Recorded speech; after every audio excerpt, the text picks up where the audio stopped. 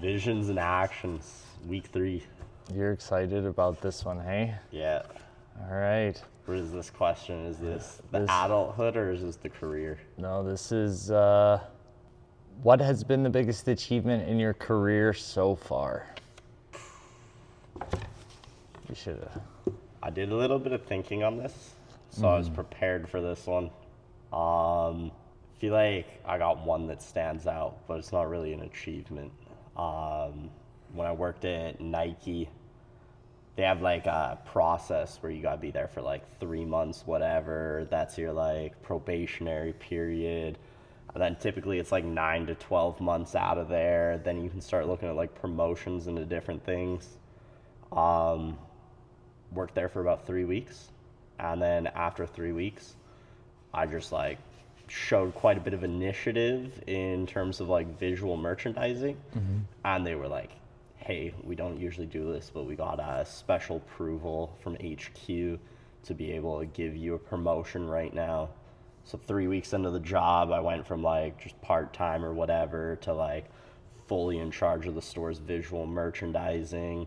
And then over the course of like the year that I was there, just like really went full in on it, kind of inspired a new love, a new aspect of like fashion that I started to really enjoy. And I ended up getting like an award from like Nike corporate for like doing it was called the Standout Award for like doing such a good job in like the visual merchandising in the store.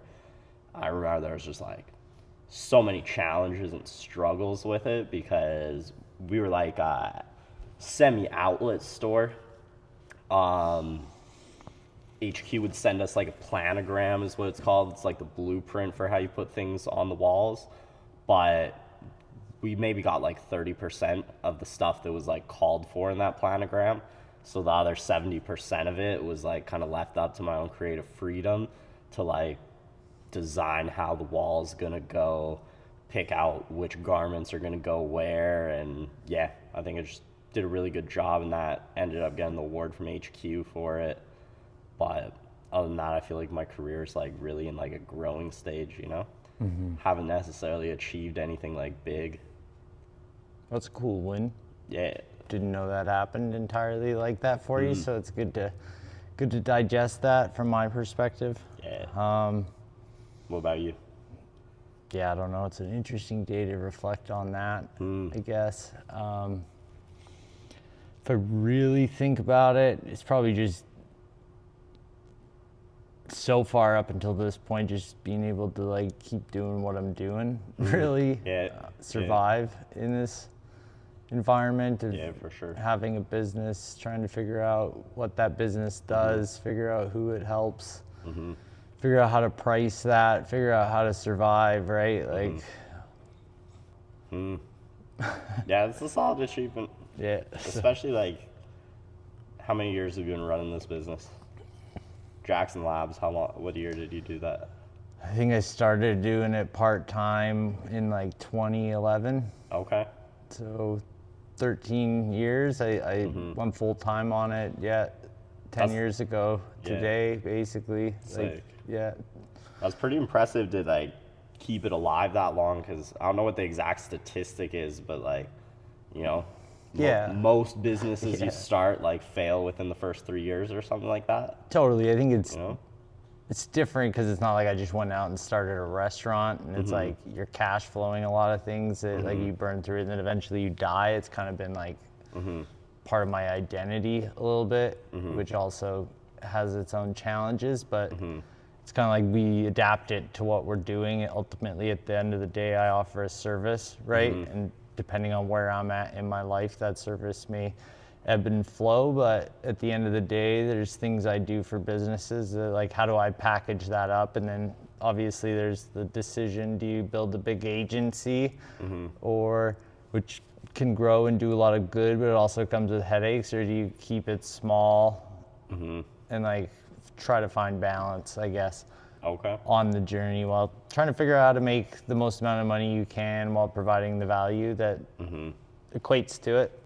Being able to be in it this long to like be where I'm at right now with all the experience, because I guess at the end of the day, like, they don't get to take away your experience, you know? Sometimes things change, partnerships dissolve, this, that, and the other, but at the end of the day, it's like, see where I want to go next, right? Probably got to live out a lot of cool moments too, just like being in it. Yeah, for sure. I struggle with that because I just forget about sometimes where you've been, you know, on the journey to like what else do I have to do? Because I'm telling you about this the other day, it's just like the mountain keeps getting bigger, and then it's like okay, which initiatives can I take on now, because I can't do everything, I've realized, right? Like by myself. Yeah. So you just, try to reinvent it a little bit as you go, figure out what you don't like, which is always interesting. I guess it's a 10-year anniversary. We've been doing this full time. So Righteous. what Sick. what areas can we improve, right? Yeah. So that's it for me today. Just being alive, being in the battle long enough to, and kind of like existing, I guess, a little outside the system. Right? Like with the system, but it's like more, how do we work together system instead of like, I'm your servant system. This is what I'm trying to do. Yeah. That's kind of it today. Next week, we'll see what happens for the show. And I haven't even actually peeked beyond this week, so I don't even know what it is. So they'll have to come back and check out what it's about. It'll be a surprise. Till next time. Till next time.